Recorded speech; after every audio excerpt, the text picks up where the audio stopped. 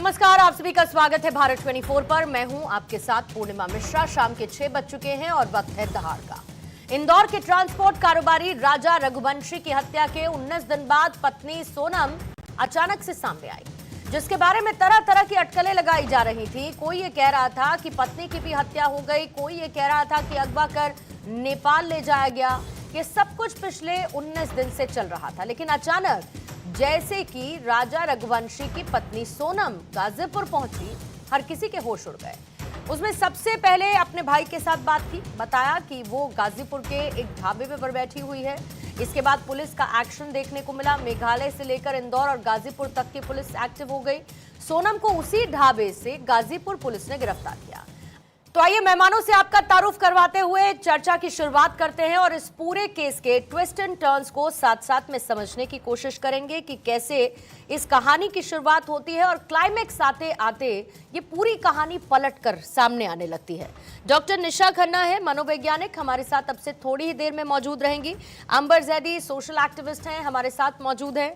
शारदा प्रसाद जी, पूर्व डीजीपी, हमारे साथ स्टूडियो में इस वक्त मौजूद हैं। और साथ ही दिनेश जोटवानी साहब, वकील हैं, लॉयर, कानूनी पहलुओं को उनसे भी हम समझेंगे।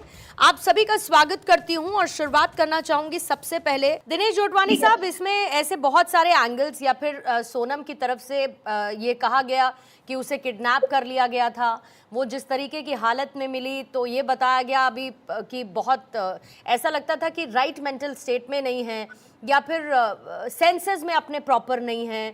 किडनैपिंग की बात का जिक्र किया गया। परिवार ये कह रहा है कि जब तक ये प्रूफ नहीं हो जाता हम इस बात को नहीं मानेंगे। दोस्त उसकी कह रही है कि वो कर ही नहीं सकती। आपको लगता है कि ये सब कुछ कहीं ना कहीं इस पूरे केस में भटकाव पैदा कर सकते हैं? दूसरी चीज, इस मामले में कौन कौन सी धाराएं लगती हैं? ये केस कितना इम्पोर्टेंट और बहुत सारे केसेस को सपोर्ट करता हुआ नजर आएगा? एट द सेम टाइम इसमें मुश्किल बाकी लोगों की कितनी ज्यादा बढ़ रही है जो साथ साथ सोनम के इन्वॉल्व रहे, स्पेशली जिसने हत्या की? देखिए, दोनों क्वेश्चंस जो पूर्णिमा आपने पूछे बहुत इंपॉर्टेंट क्वेश्चंस हैं। पहला है इन्वेस्टिगेशन के बारे में कि इन्वेस्टिगेशंस जो हैं अभी चल रही हैं। जो डिफेंस ऑलरेडी आ रहा है उनकी तरफ से कि उनको खुद को बेहोश कर दिया था और उनको नहीं पता था, कोई सबूत नहीं है कि उसने बोला मारो मारो। तो ये तो डिफेंस साइड पे जो आ रहा है, लेकिन बहुत ज़्यादा क्रूशल रोल हो जाता है इंदौर पुलिस का, मेघालय पुलिस का, यूपी पुलिस का, जहाँ से वो आई थी। तो ये इन्वेस्टिगेशन जो है, जैसे मिस्टर शारदा ने बोला, इन्वेस्टिगेशन पार्ट बहुत इम्पॉर्टेंट है एट दिस स्टेज। मैं कहूँगा कि पूरा का पूरा केस इसी टाइम पे बेस होगा, जब ये सब के सब अरेस्ट होंगे, कन्फ्रंट होंगे एक दूसरे से, पुलिस उनको कन्फ्रंट करेगी, तब जाके पता लगेगा कि सच्चाई क्या है। लेकिन at this point of time जो as a lawyer I can think, तो लग रहा है कि उसकी वाइफ इन्वॉल्व है, कंप्लीटली इन्वॉल्व है सोनम इसमें। लेकिन अभी कहा नहीं जा सकता कि इन्वेस्टिगेशंस की बातें चल रही हैं। रिमांड, अभी पुलिस रिमांड होगी, फिर नेक्स्ट स्टेज एक और हो सकता है पुलिस रिमांड हो, उसको सोनम को हर जगह पे ले जाया जाएगा जहाँ जहाँ वो रही थी, और हर जगह पे लेके जाया था जहाँ पे मर्डर हुआ था। वो सारी की सारी उनको वहाँ पे लेके जाएंगे और पुलिस फिर जाके इन्वेस्टिगेशन अपनी चार्जशीट फाइल करेगी। अभी तो एट दिस स्टेज कुछ नहीं कह सकते कि प्रोसिक्यूशन का केस क्या है या डिफेंस का केस क्या है। अभी हम रहते हैं कि अभी इन्वेस्टिगेशन क्या कह रही है। अभी तक पॉइंटर्स तो यही हैं कि सोनम, और जो बैकग्राउंड भी आप देखते हैं कि उनका उससे पता लग रहा है कि थोड़ा इन्वॉल्वमेंट है उनका। कितना इन्वॉल्वमेंट है, क्या उनके बॉयफ्रेंड का इन्वॉल्वमेंट है या उनका खुद का कितना इन्वॉल्वमेंट है, या जो अकम्प्लिस आए थे वहाँ पे उनका कितना इन्वॉल्वमेंट है। पैसे, जैसे मिस्टर शारदा ने बोला कि eight this point of time digital evidence बहुत मायने रखता है कि एग्जैक्टली व्हाट्सएप चैट क्या थे। और व्हाट्सएप चैट शादी के नहीं, शादी से पहले के भी क्या व्हाट्सएप चैट थे बिटवीन देम, कोई ईमेल्स एक्सचेंज थी इनके बीच में, फोन कॉल्स कितने थे एक दूसरे के बीच में। और जिसने मर्डर किया राज कुशवाहा, उसके कितने फोन कॉल्स थे जो एकम्प्लिस थे। तो ये सारा का सारा बहुत ज्यादा काम प्रोसिक्यूशन के पास है। और अच्छी बात यह है कि रिमांड अब ज्यादा देर तक ले सकती है पुलिस, नए कानून में 100 अभी जो कानून ऑफ कोर्स जो सेक्शन लगेगा नया भारतीय न्याय संहिता का 103 में इनको बुक किया जाएगा, जिसे मर्डर कहते हैं। इन इन सबको किया जाएगा, एक को नहीं बल्कि जितने भी अकम्प्लिस हैं यहाँ पे उन सबको बुक किया जाएगा, और मेरे ख्याल से एफआईआर हो भी गई है इस केस में। पर जो जो दूसरा सवाल था कि इस तरीके के केसेस इम्पोर्टेंस कितनी है, मैं कहूँगा कि बहुत ज़्यादा इम्पोर्टेंस है हमारी सोसाइटी के लिए। एक एग्जाम्पल सेट होना चाहिए, और लीनियंसी चाहे हस्बैंड की तरफ चाहे वाइफ की तरफ लीनियंसी नहीं, आप देखना चाहिए कौन कल्प्रिट है और क्या रीजंस हैं। वो तो सोसाइटल रीजन तो अलग है, बट फ्रॉम अगर लीगली पता लगे कि कुछ सालों के बाद ये एक्विट हो जाते हैं, इनको छोड़ देती है कोर्ट, तो कितना, तो जो इस वक्त जो प्रक्रिया हो रही है, जो पुलिस जा रही है, तो सारा का सारा अंडर लेंस आ जाता है। तो as a case, as a landmark cases बहुत इम्पैक्ट करता है ये अपने लीगल सिस्टम पे। सेकेंडली मैं ये भी कहूँगा कि अनफॉर्चुनेटली लीगल सिस्टम ये है कि अभी बीच में अभी ये बीच में कोई बेल लगा देगा, फिर बेल के बाद फिर उसकी अपील हो जाएगी, फिर उसकी अपील सुप्रीम कोर्ट में हो जाएगी। तो ये जो है, ये अल्टीमेटली ये जो है एक फेयर ट्रायल को ऑब्स्ट्रक्ट करता है। बीच बीच में आपने हर बात पे चार्जशीट को फिर क्वैश करने के लिए कहेंगे, आप चार्जशीट क्वैश कीजिए, तो ये बीच में अगर कोर्ट स्टे कर देता है प्रोसीडिंग्स को, तो जो ये बहुत ज़रूरी है कि दीज आर मॉनिटर्ड बाय इधर सुप्रीम कोर्ट itself और the high court where the FIR is launch.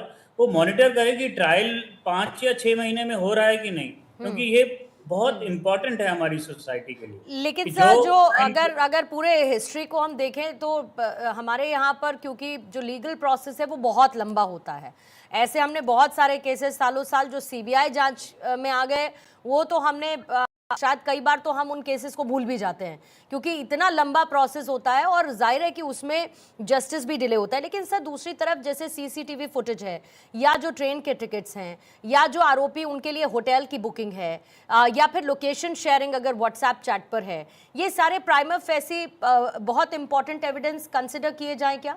Circumstantial evidences को क्या बहुत important consider at the same time जो पुलिस जांच में निकल कर सामने आएंगे उनको किया जाए?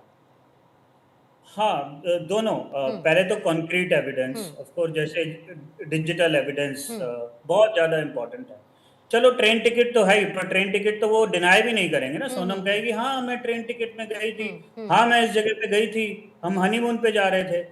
कोई ऐसा एविडेंस, डिजिटल एविडेंस, जैसे मिस्टर शारदा ने बोला, कोई चैट हो या उसको बुलाया हो, लोकेशन शेयर की गई हो, ये वाला एविडेंस ज्यादा इंपॉर्टेंट। जो आपने कहा कि सालों साल, कई बार डिकेड्स लग जाते हैं क्रिमिनल केसेस को रिजॉल्व होने में कंप्लीटली, तो ये क्यों होता है? क्योंकि इसी स्टेज पे मैटर करता है। मैं आप पूर्णिमा जी कहूँगा मैं कि प्रोसिक्यूशन, इन्वेस्टिगेटिंग एजेंसीज, पुलिस की इस वक्त की इन्वेस्टिगेशन बहुत मैटर करती है कि कोर्ट में क्या होता है, क्योंकि छोटी छोटी बातों का जो डिफेंस लॉयर हैं उसका फायदा उठाएंगे। वो कहेंगे ठीक है ये सब हुआ था, हम लोकेशन पे गए थे, लोकेशन दिया था, हम गाइड से मिले थे, पर इससे क्या प्रूव होता है? इससे क्या प्रूव होता है कि सोनम ने ये मर्डर किया है कि नहीं किया है? तो जो डिजिटल एविडेंस है, जो फोन कॉल्स हुए हैं बीच में, ये बहुत इंपॉर्टेंट रह जाते हैं। मैप शेयरिंग हुई है बीच में, और वो क्यों पहुंचे हैं वहां पे, उसके फ्रेंड्स वहां पहुंचे क्यों मेघालय में? किसी ने तो बताया होगा कि वो वहां पहुंच गए।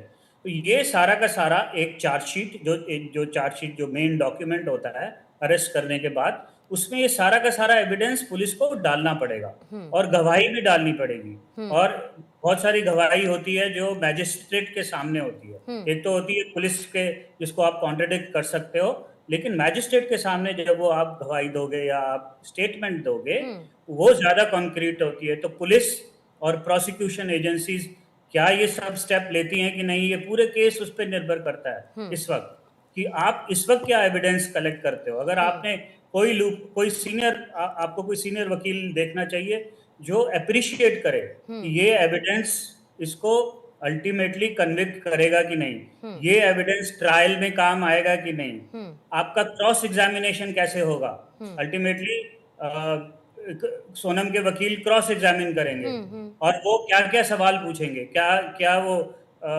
किस तरीके के विटनेस आएंगे, क्या आपके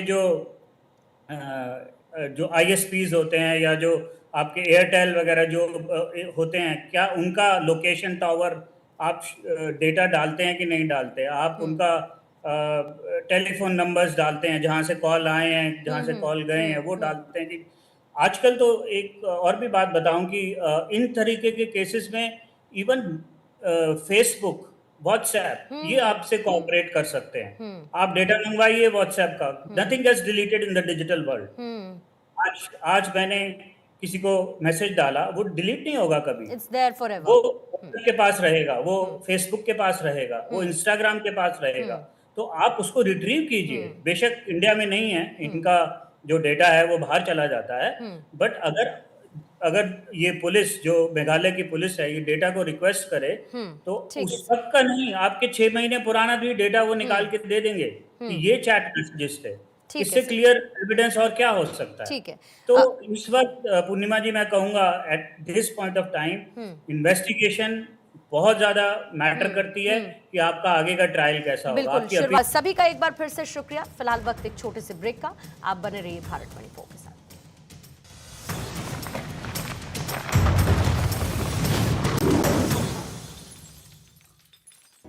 इस हेडलाइन